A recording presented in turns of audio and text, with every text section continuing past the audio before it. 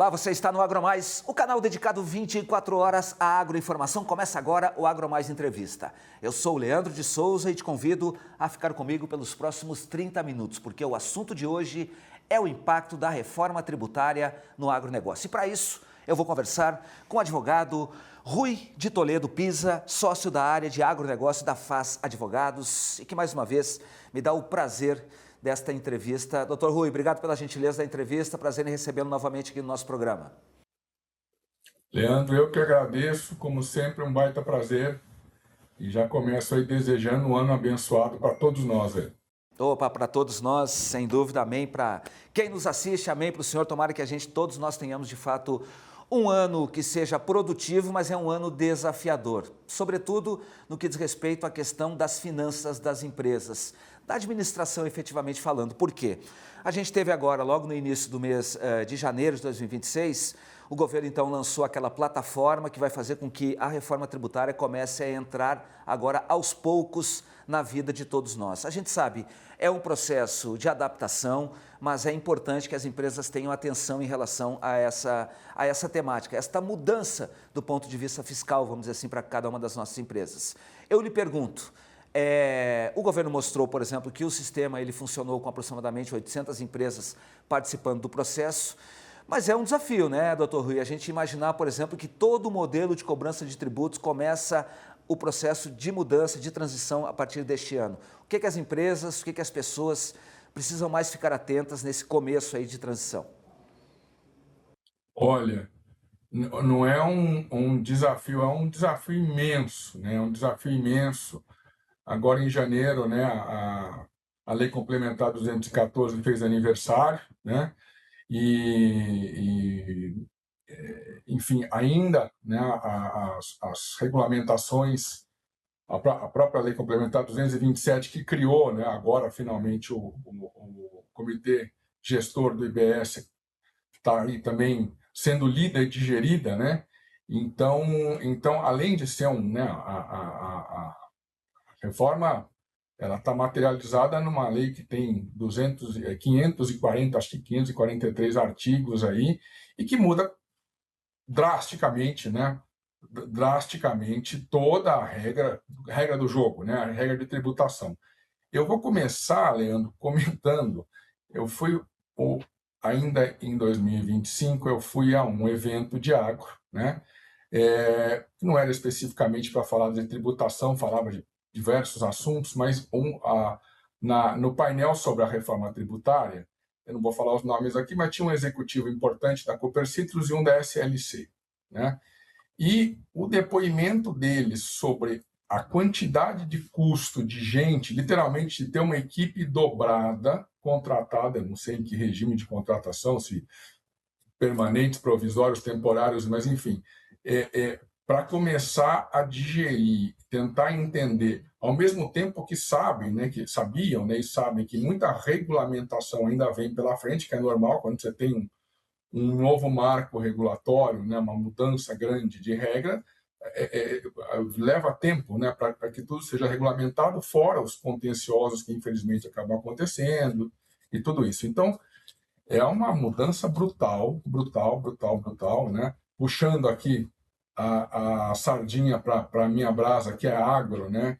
A gente está vendo aí imensas mudanças, né? Praticamente. Por um lado, eu acho que tende a ser muito positivo, Leandro, que é o fato de que vai forçar, né? Forçar é uma palavra ruim até, mas enfim, vai induzir uma profissionalização, uma formalização maior, né? Na medida em que eu acredito que até o final dessa fase toda de transição aí, 100% dos produtores rurais acabam tendo que conviver com o CNPJ, né? Não mais com uma inscrição estadual, né? Quer dizer, essa Então, observação, doutor Rui, essa tudo. observação. Doutor Rui, eu quero chamar a atenção para essa observação que o senhor fez agora, por exemplo, em relação à mudança, à transferência talvez do CPF para o CNPJ, né? Quer dizer, o senhor entende que de fato o produtor vai ter que lidar muito mais com essa questão da formalização da empresa, de uma empresa, ou seja, a transferência do CNPJ do CPF, perdão, para o CNPJ, é isso? Eu quero crer que sim. Aliás, eu acho que isso vai ser geral, quer dizer, quem exerce uma atividade empresarial, e aqui eu vou fazer um parênteses, eu não sei se a gente vai ter oportunidade de conversar um pouco sobre isso hoje, mas infelizmente, essa avalanche aí de recuperações judiciais aí que tem assolado o agro e que é capitaneada fundamentalmente por produtores rurais, pessoas físicas, né, que houve, depois da alteração da lei de recuperação e falências, enfim, todo o leading case lá do Pupim, que era o rei do algodão e assim por diante, que de fato abriu-se, né, a possibilidade aí de um produtor rural ser beneficiado com os institutos de recuperação judicial e extrajudicial, como mesmo que não tivesse já 2 anos de registro aí formal na junta comercial como um empresário, né? Enfim, se já houve até em determinadas searas aí do mundo agro uma equiparação muito maior, né? Um reconhecimento do legislador de que de fato uma atividade que às vezes gera ali dezenas de milhões de reais, ou mesmo que sejam centenas de milhares de reais por ano ali de receita, que trabalha com patrimônio grande, etc., que aquilo é sim equiparável a uma atividade empresarial, eu acho que é quase que inexorável pensar que o número, né, a forma de identificação fiscal mais apropriada tenda a ser o CNPJ, né? Tendo a ser o CNPJ. E isso até pode ser positivo, porque muita gente convive, né? Tem muito, eu incluo aqui os casos da minha família, né? Convive com as duas. Você tem lá para determinadas registros, por assim dizer, atividades do CNPJ e tem o CPF, né? Então acho que até isso tende a ser positivo, né? Tende a ser positivo. Agora, o impacto operacional, né? E no Brasil a gente não deixa de se surpreender, às vezes, com prorrogações, né? Cadastro ambiental rural agora não vai prorrogar mais, prorrogou isso e aquilo. Então, também não sabemos, todo mundo tem que trabalhar com a regra vigente, né? Aos prazos que estão previstos na norma, né? E isso posto, de fato, todo o arranjo de pagamento, né? Com a inovação aí chamada split payment, né? Que é o pagamento, o direcionamento direto dos tributos aí no momento da aquisição de um bem, isso é uma revolução, né? Vai gerar a quantidade de trabalho aí tecnológico, contábil, enfim, registrar isso tudo, até parametrizar, saber quais são as alíquotas aplicáveis, etc. Não vai faltar trabalho para contador, enfim, para quem de alguma forma prestar serviço relacionado a tributos pelos próximos 5 anos, eu imagino, né? Interessante o que o Inclusive senhor no falou, agro. porque um dos pontos que são apontados como pontos positivos é exatamente a desburocratização.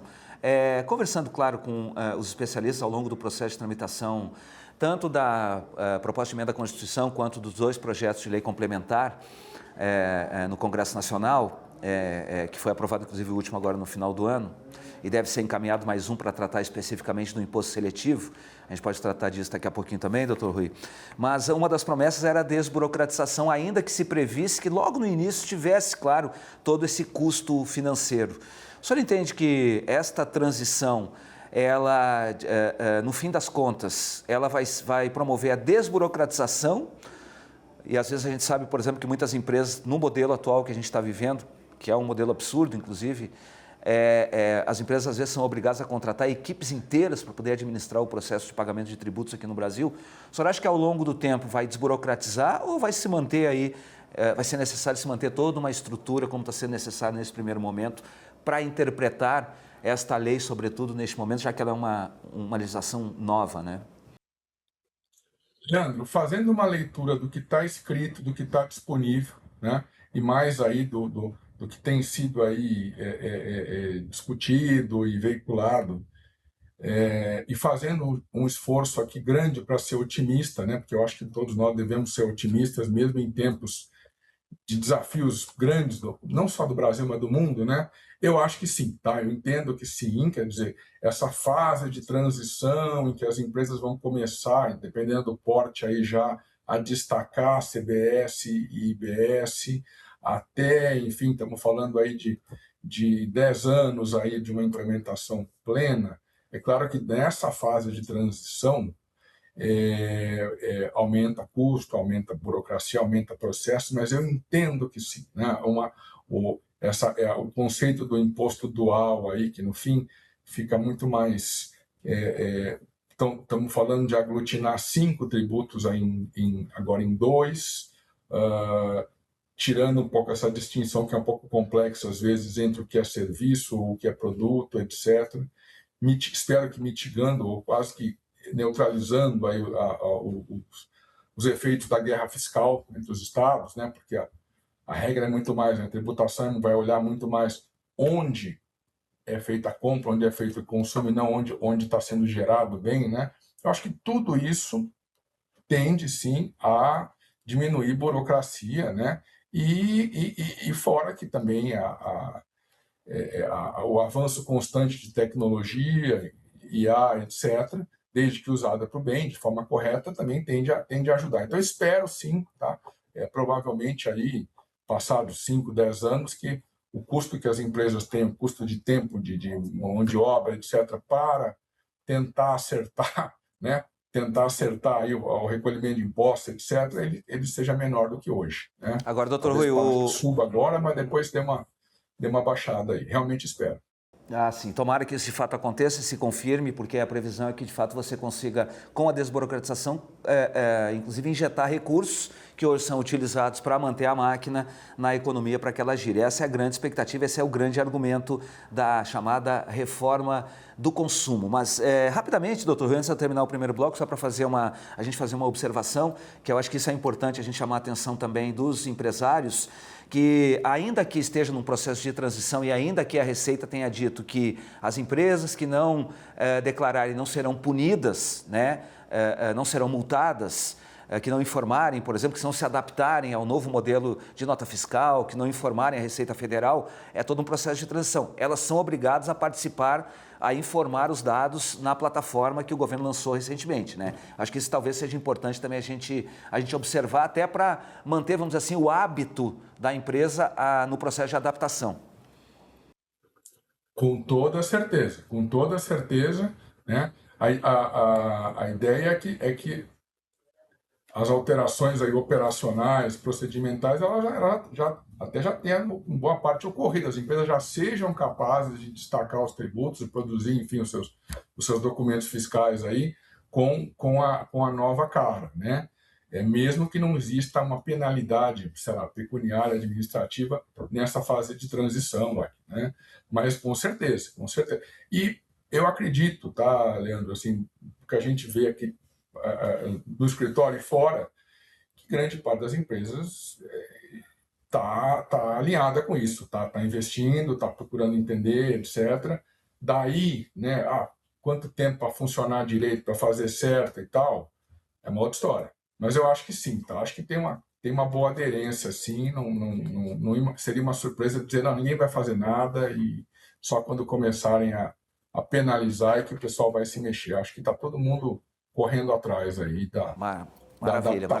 Tá? Até porque é bom a gente dizer que esse processo de adaptação, o IBS, o CBS, ele começa agora em 26, conclui no final deste ano, quer dizer, dia 31 de dezembro o processo estará concluído, e aí começa o processo de adaptação ao IBS, que é aquele imposto, que é o Imposto sobre Bens e Serviços, que unificou, que botou no mesmo imposto dual o ICMS e o ISS, ou seja, o imposto estadual e o imposto municipal. Mas é importante a gente dizer que, ao longo deste ano, a contribuição, a CBS, né, que é a Contribuição sobre Bens e Serviços, que unificou os impostos federais, ao longo de todo esse ano, estará, então, em transição, e é importante que as empresas participem. Doutor Rui, a gente vai fazer um intervalo rapidinho. Logo depois do intervalo, eu queria que o senhor comentasse conosco os impactos positivos e aquilo que a gente espera que sejam impactos negativos, que vai ser necessário maior atenção aí, sobretudo do setor agropecuário em relação à reforma tributária, que a gente pode dizer começou, né? Deu o pontapé inicial.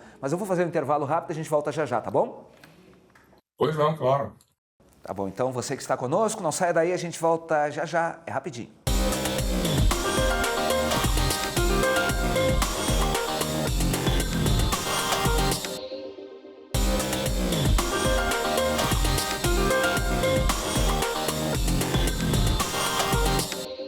nós voltamos com o segundo bloco do AgroMais Entrevista e no programa de hoje estamos falando sobre os impactos da reforma tributária, da reforma do consumo para o agronegócio, ou seja, sobre o agronegócio. Para isso eu estou conversando com o advogado Rui de Toledo Pisa, que é sócio da área de agronegócio da FAS Advogados, que me dá o prazer da entrevista. Doutor Rui, no primeiro bloco a gente fez uma abordagem um pouco mais geral, assim, e de certa maneira o senhor mostrou aqui que há uma expectativa bem positiva em relação à desburocratização. A gente sabe que a burocracia é um dos problemas aqui do país, né? As empresas são obrigadas a contratar, às vezes, equipes enormes para administrar todo o processo. Mas eu queria falar sobre outros pontos aqui da reforma tributária, além, sobretudo, pontos positivos que podem beneficiar o setor. Lembrando sempre que ela está num processo de transição e só vai ser concluído no final de 2032, portanto, a partir de 33 que ela passa a valer.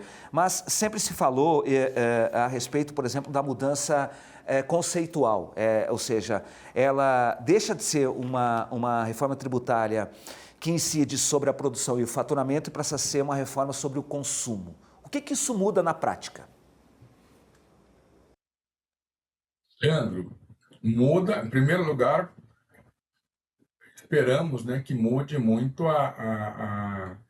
essa animosidade, né, a guerra, a famosa guerra fiscal, né, de estados competindo entre si aí para atrair, né? É claro que sempre atrair indústria, atrair produção é o dever de qualquer governante em qualquer território, né? Mas enfim, então, em primeiro lugar, essa uniformização, né? A gente imagina que gere aí e até diminua também, né? O contencioso mesmo, né? O nível de discussões entre estados, que obviamente afetam os agentes econômicos aí, né? Falando de água, por exemplo, eu vou tomar a liberdade de dar um exemplo da minha família, né? A minha família tem fazenda em Mato Grosso do Sul e no estado de São Paulo. Tá? No estado de São Paulo, a atividade principal é pecuária leiteira. E Mato Grosso do Sul, a maior parte da área é dedicada à lavoura, planta roça de soja, milho, etc. Sendo que muitas vezes a gente leva o milho de Mato Grosso do Sul para virar comida para as vacas, né, as vacas leiteiras do estado de São Paulo. Isso gera um crédito de ICMS. Né? Olha, se eu te falar o trabalho que dá para conseguir aproveitar isso aí, né? E quase que a inconsistência de forma, historicamente falando, é claro, a inconsistência de forma, os pedidos, as solicitações, os formatos variam, ou variavam, né? Quase que de maneira assim, aleatória, né? Então, ter uma regra nacional, né? Não existe mais agora o ICMS do estado do Mato Grosso, o ICMS do Paraná ou de Tocantins, né? Ter uma regra nacional parece ser música, né? Então, de fato, imaginar o recolhimento aí, de fato, e a tributação, né? No evento do consumo, no momento do consumo, tende a tornar a regra muito mais clara.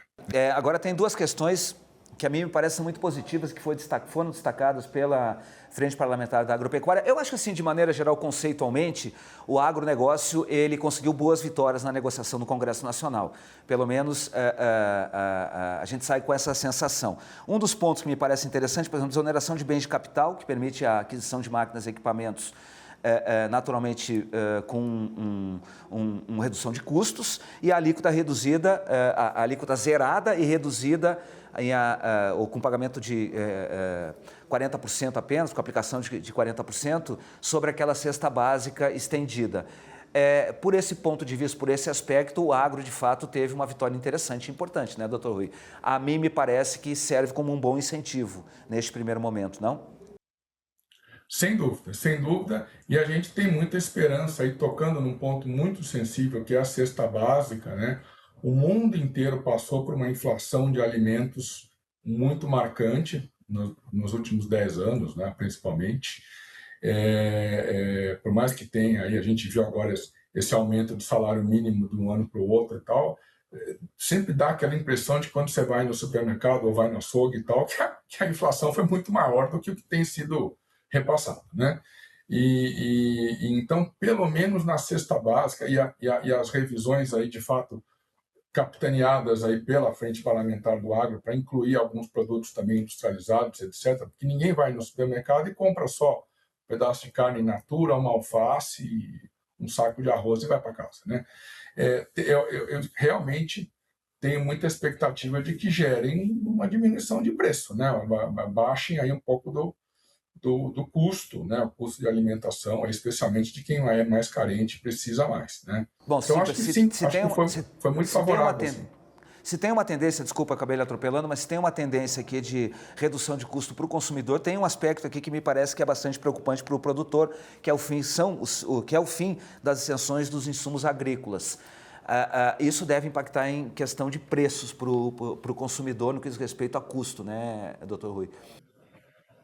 Bom, existem a lei separa, né, os produtos que serão, digamos, zero incentivados, né, mas existe uma série de insumos que ainda assim gozam de uma redução de alíquota básica substancial, né, de 60% e tal. Então, é difícil nesse momento prever de novo, aquilo que é pago a maior, os mecanismos depois de ressarcimento e tal. Vamos ver como é que vai funcionar, né? Mas enfim, naquilo que é produto primário e insumo primário, houve uma certa contemplação, né? Houve uma certa contemplação. Não foi para tudo, é claro, mas não imagino aí, pelo menos, um impacto tão grande. Toda reforma tributária, na prática, acaba, historicamente, no mundo inteiro, acaba elevando a tributação, né? Mas não estou vendo, Leandro, neste momento ainda, a não ser, por exemplo, num caso com arrendamento rural, que aí não é o assunto aqui, mas também, que aí vai aumentar e ponto, acabou, não tem conversa. A não ser que esse projeto agora aí do Pedro Lupion, aí capitaneado por ele, consiga emplacar, né? Mas se não, vai aumentar aí 8% a carga fiscal e fim de conversa. Mas a promessa era que a carga tributária ela ficasse estável. Há inclusive um dispositivo na própria emenda constitucional que foi aprovada lá no Congresso que determina a cada 5 anos a revisão para que se saiba exatamente qual é o impacto da carga tributária. Ela deve ficar aí em torno de 32,5%, 33%, girando aí entre 31%, vamos dizer, e 33%, que é o que se falou lá no Congresso Nacional. Mas para alguns produtos do setor agropecuário, a tarifa passou de 0 para algo em torno de 11,5%, né? Pelo menos essa é a expectativa de que aconteça, não é isso, doutor Rui? Olhando o Exato, projeto como ele foi exato, aprovado, né? exato, exato. De novo, também não me surpreenderia se esses anexos da lei complementar ainda sejam revisitados aí. Acho que é sempre difícil cravar alguma coisa no Brasil, né? Mas houve muita discussão, né? Mas no fundo vai depender do quanto o governo gasta, né? A arrecadação, felizmente, é muito mais aí ver como é que vai ser usado aí o nosso orçamento ao longo dos anos, né? Agora, o governo já enviou 2 projetos de regulamentação e tem um terceiro que tem que ser enviado ainda neste ano e tem que ser aprovado, porque senão não entra no ano que vem, que é o imposto seletivo. Este sim pode ser talvez uma armadilha para o próprio setor, né, doutor Rui? Porque ele pode impactar, por exemplo, insumos que são importantes para o setor agropecuário. Sim, sim, sim. O imposto do pecado, né? Isso aí, eu comentei contigo até que tive a oportunidade de fazer uma viagem recente agora, por ocasião do final do ano, para o sul, né? E a gente vê lá plantações muito bonitas de tabaco, né? Não tem o que falar. Imediatamente esse assunto vem à cabeça, né? Então, de fato, como é que vai ser essa regulamentação do imposto seletivo e a cadeia, né, entre o bem que o governo deseja desincentivar o consumo, por assim dizer, e até o início, né, o que vai ser impactado, como e de que maneira, pode ser que de fato tenha impacto geral aí e um aumento de carga fiscal, sim. Quer dizer, pode vir uma surpresinha aí pela frente, é bom ficar atento, que esse é um assunto importante que a gente vai acompanhar ao longo do ano aqui no Congresso Nacional, não tenha dúvida. Doutor Rui, a gente está encaminhando para o final do nosso programa, tem ainda agora 2 minutos, mas o senhor fez uma referência agora há pouco, que eu acho que é importante a gente linkar, que é a questão, houve um aumento significativo de pedido de recuperação judicial, o setor do agronegócio meio que lidera esse processo. A gente sabe que no Congresso está tramitando uma outra lei que trata da questão, sobretudo da lei de falências, que vai modificar também, que pode modificar a relação das empresas.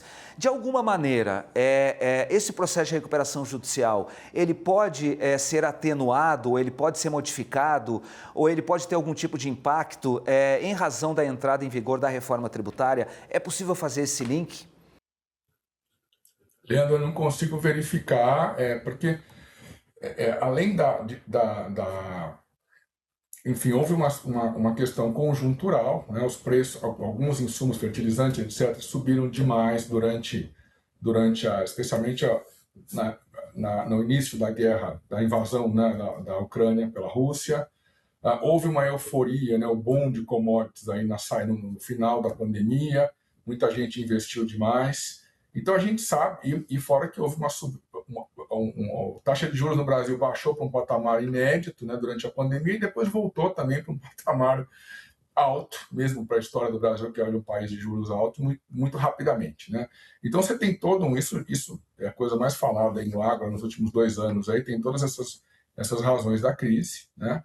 Mas, de fato, tem uma indústria de RJ, de prestadores de serviços, que tem estimulado, especialmente pessoas físicas, produtores, aí a procurar o Instituto, né, para tentar até ter uma vantagem, por assim dizer, né? E a lei ficou um pouco desatualizada, né? Então é necessário realmente uma revisão dessa lei. Esta questão realmente da recuperação judicial, a gente já chamou atenção para esse tema aqui, que é preciso ter muito cuidado em relação a essa questão. Parece às vezes uma solução mais adequada, mas é preciso fazer um planejamento muito certinho da questão do fluxo de caixa, sobretudo para cumprir com as suas obrigações, porque na medida em que pede a recuperação judicial, tem que cumprir aquilo que ficou acertado lá na Justiça. Mas esse, claro, é um tema que merece muito mais aprofundamento, merece, inclusive, um programa específico a respeito deste assunto. Doutor Rui, claro que a gente não tem tempo de tratar desse tema hoje, mas com certeza é uma ótima oportunidade para a gente voltar a conversar num outro momento. Eu agradeço demais a entrevista de hoje do senhor, obrigado pela gentileza da entrevista, foi um prazer enorme termos conversado mais uma vez. Eu aguardo uma outra oportunidade para a gente aprofundar outros temas também, que é muito rica aí a nossa conversa. Muito obrigado, viu? Eu que agradeço, fico às ordens, um grande abraço a todos aí. Parabéns aí pelo berrante que está atrás aí na parede, viu? Esse aqui eu ganhei do famoso Sérgio Bavinho, Sérgio Reis, faz anos. Maravilha. Muito obrigado pela gentileza, para você que esteve conosco, muito obrigado pelo carinho, pela atenção e a gente se vê. Até mais. Tchau, tchau.